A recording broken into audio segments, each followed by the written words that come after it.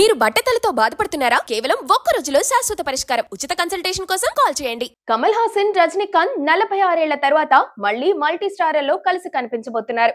ఈ ప్రాజెక్ట్ ని సైమా వేదికగా కమల్ ఖరారు చేశారు. లోకేష్ కనగరాజన్ వీరిద్దరి కోసం ఓ గ్యాంగ్స్టర్ డ్రామా రాశారని గతంలో వార్తలొచ్చాయి. ఇప్పుడు ఈ ప్రాజెక్ట్ ని ఆయనే డైరెక్ట్ చేసే అవకాశాలున్నాయని వినిపిస్తుంది. అయితే ఈ ప్రాజెక్ట్ రజనీకి ఎంతవరకు వర్కౌట్ అవుతుందన్నది ఇప్పుడు హాట్ టాపిక్.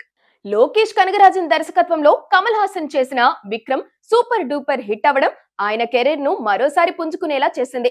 ఆ సినిమా కేవలం కమర్షియల్ హిట్ మాత్రమే కాదు, కొత్త తరానికి కమల్ హాసన్ ను రీఇంట్రడ్యూస్ చేసిన బ్లాక్ బస్టర్ సినిమా అది. కమల్ తో ఆయన జోడీ ఇప్పటికే సక్సెస్ అయిందన్న ట్రాక్ రికార్డ్ కనిపించింది. రజనీకాంత్ తో లోకేష్ కలిసి చేసిన కూలీ మాత్రం ఫ్లాప్ అయింది.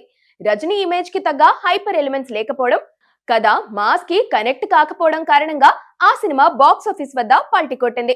ఇప్పుడు రజనీకాంత్ లోకేష్ జోడీ మళ్ళీ వర్క్ అవుతుందా అన్నది ట్రేడ్ వర్గాలకు కూడా చూస్తున్నాయి.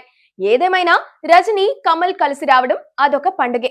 లోకేష్ సరిగ్గా హ్యాండిల్ చేయగలిగితే ఇది ఎప్పటికీ గుర్తుండిపోయే మల్టీ స్టారర్ అవుతుంది.